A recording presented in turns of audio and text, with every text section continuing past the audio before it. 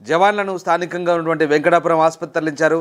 మందుపాత్ర పేలిన వెంటనే అటు మావోయిస్టులు కాల్పులు జరపడం ప్రారంభించినట్టు తెలిసింది. దీంతో పోలీసులు కూడా ఎదురు కాల్పులు జరిపారు. ప్రస్తుతం కాల్పులు ఇంకా కొనసాగుతున్నట్టుగా తెలుస్తోంది. మావోయిస్టులు భద్రతా బలగాల మధ్య ఎదురు కాల్పులు జరుగుతున్నాయి. దీంతో ఒక్కసారిగా వెంకటాపురం వాజేడు మండల ప్రజలు ఉలిక్కిపడ్డారు. మందుపాత్ర పేలడంతో పలువురు జవాన్లకైతే తీవ్ర గాయాలైనట్టుగా తెలుస్తోంది.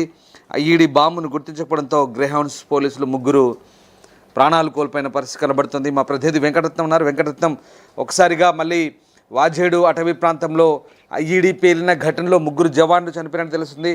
అటు ఎదురు కాల్పులు కూడా వెంటనే ప్రారంభమైనట్టుగా తెలుస్తుంది. ఏం జరుగుతుంది ఆ ప్రాంతంలో, ఎట్లాంటి పరిస్థితులు ఉన్నాయి ఇప్పుడు? అయితే ఇప్పటి వరకు కరెగుట్ట అటవీ ప్రాంతంలో జల్లెడపడుతున్నటువంటి భద్రతా బలగాలు ఇప్పుడు వాజేడు మండలము అలాగే వెంకటాపురం మండల ప్రాంతంతో పాటు ఇటు పెనుగోలు ప్రాంతానికి కూడా నిన్న సాయంత్రం భద్రతా బలగాలు అంటే సంబంధించినటువంటి గ్రేహౌండ్స్ బలగాలు బయలుదేరాయి. ఈ నేపథ్యంలో నిన్న రాత్రి బయలుదేరినటువంటి బలగాలు ఇక్కడ ఈ రోజు వెళ్తున్నటువంటి క్రమంలో ఇక్కడ ఐఈడీ బాంబు పేలి ముగ్గురు జవాన్లు మృతి చెందినట్టుగా మనకు విశ్వసనీయ సమాచారం. దీనికి సంబంధించి ఇక్కడ ములుగు ఎస్పీ శబరీష్ కూడా దీన్ని ధృవీకరించారు. అయితే ఈ నేపథ్యంలో కూడా అక్కడ ఉన్నటువంటి పరిస్థితి అంటే ముగ్గురు జవాన్లు మరణించడమే కాకుండా మరొక 5గురికి పైగా గాయాలు అయినట్టుగా తెలుస్తుంది. ఈ నేపథ్యంలో ఇక్కడ మరిన్ని బలగాలు కూడా అటు నక్సలైట్లు ఉన్నారన్నటువంటి మావోయిస్టులు ఉన్నారన్నటువంటి సమాచారంతో మరింత మంది భద్రతా బలగాలు అటువైపు వెళ్తున్నటువంటి పరిస్థితి కనిపిస్తుంది. ఇప్పటి వరకు భద్రతా బలగాలకు సంబంధించినటువంటి ఐఈడీ బాంబులు కొన్ని 200కు పైగా నిర్వీర్యం చేసుకుంటూ వెళ్తున్నటువంటి అలాగే నిర్వీర్యం చేస్తున్నటువంటి క్రమంలోనే ఇప్పుడు మరో ముగ్గురు ఇదివరకు గాయపడ్డారు. ఇప్పుడు ప్రస్తుతానికి ముగ్గురు జవాన్లు మరణించడం కూడా తీవ్రంగా భద్రతా బలగాలు ఆలోచింపజేసేటువంటి పరిస్థితి కనుక ఇప్పటి వరకు నిర్వీర్యం చేస్తున్నటువంటి బాంబులన్నీ పేలి కొంతమంది గాయపడ్డటువంటి నేపథ్యంలో ఇప్పుడు మరణించడం అనేది కూడా కొంత భద్రతా బలగాల్లో కలవరం మొదలైంది.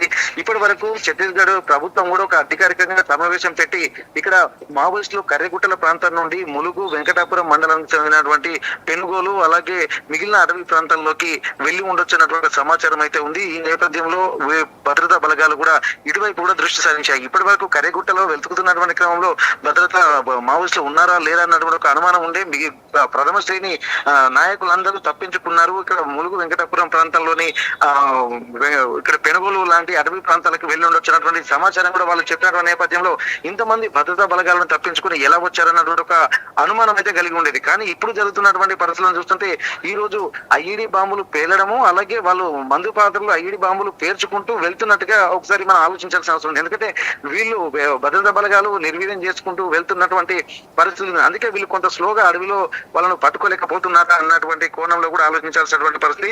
ఇక్కడ అడవి మాత్రం పూర్తిగా వాళ్ళకు ఒక కరతలమలకమైనటువంటి నేపథ్యంలో భద్రతా బలగాలు మాత్రం ఆచితూచి ఇప్పుడు ప్రస్తుతానికైతే ఇక్కడ ఎన్కౌంటర్ కూడా కొనసాగుతున్నట్టుగా సమాచారము. దీంట్లో కొంతమంది గాయపడినటువంటి భద్రతా బలగాలను మాత్రం వెంకటాపురం మండలం సంబంధించి అలాగే మృతి చెందినటువంటి వారిని కూడా గ్రేహౌండ్ బలగాలను వెంకటాపురం మండల ప్రభుత్వ ఆసుపత్రికి తీసుకొచ్చేటువంటి అవకాశం ఉంటుంది. కాబట్టి ఇప్పుడు ఏం జరుగుతుంది అన్నటువంటి కోణంలో ఉన్నారు. ఈ విషయం తెలుసుకున్నటువంటి ఎస్పీ శబరీష్ కూడా వెంటనే మరిన్ని బలగాలను తీసుకుని వెంకటాపురం మండలానికి సంబంధించి అలాగే వాజేడు మండల ప్రాంతంలో ఉన్నటువంటి అటవీ ప్రాంతాల్లోకి వెళ్తున్నట్టుగా తెలుస్తుంది. మరి కాసేపట్లో పూర్తి క్లారిటీ వచ్చేటువంటి అవకాశం ఉంది. ఎందుకంటే ఇప్పుడు మండల కేంద్రానికి ఇక్కడ 20 కిలోమీటర్ల దూరంలో ఈ అడవి ప్రాంతం లోపల జరిగినట్టుగా తెలుస్తుంది. కాబట్టి అక్కడికి వెళ్ళడానికి కొంత ఇబ్బందులు పడుతున్నటువంటి పరిస్థితి ఉంది. ఎందుకంటే హుటాహుటిన వెళ్ళేటువంటి అవకాశం అయితే అనిపిస్తుంది. ఎందుకంటే మళ్ళీ ఇక్కడ భద్రతా బలగాలు వెళ్తున్నటువంటి క్రమంలో ఎక్కడ ఏముందో అన్నటువంటి ఒక సూచనలు అలాగే జాగ్రత్తలు పాటించుకుంటూ వెళ్లాల్సినటువంటి పరిస్థితి ఉంది. కాబట్టి వీటన్నిటిని దృష్టిలో పెట్టుకుని ఆచితూచి స్పందించేటువంటి పరిస్థితులు అయితే కనిపిస్తున్నాయి. ఏదేమైనప్పటికీ కూడా ఇప్పటికే ఐఈడీ బాంబులు 200 ఐఈడీ బాంబులకు పైగా నిర్వీర్యం చేశారు. ముగ్గురు జవాన్లు మాత్రం ఐఈడీ బాంబులు పేలి తీవ్ర గాయాల పాలైన తర్వాత ఛత్తీస్గఢ్ కు సంబంధించినటువంటి వాళ్ళను హెలికాప్టర్ లో అక్కడ బస్తర్కు ఆ ప్రాంతాలకు తరలించారు.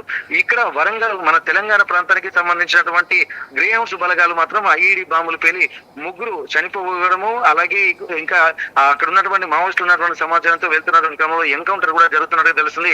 మరి కాసేపట్లో ఏం జరుగుతుంది అన్నటువంటి విషయం కూడా ఇంకో క్లారిటీ వచ్చేటువంటి అవకాశం ఉంది. బలగాలు కూడా కంటిన్యూగా వెళ్తున్నటువంటి నేపథ్యంలో ఈ ఎన్కౌంటర్ కూడా కంటిన్యూగా కొనసాగుతున్నట్టుగా తెలుస్తుంది. Ramdas. Right, yes, thank you Ratnam. So రకంగా మావోయిస్టులు ఐఈడీ పేల్చడంతో ముగ్గురు జవాన్లు మృత్యువాత పడ్డారు. వెంటనే కాల్పులు ఫైరింగ్ ఓపెన్ అయినట్టుగా తెలుస్తుంది. కాల్పులు జరగడంతో ఎదురు కాల్పులు చోటు చేసుకుంటున్నాయి. వెంకటాపురం ఆసుపత్రికి ప్రస్తుతం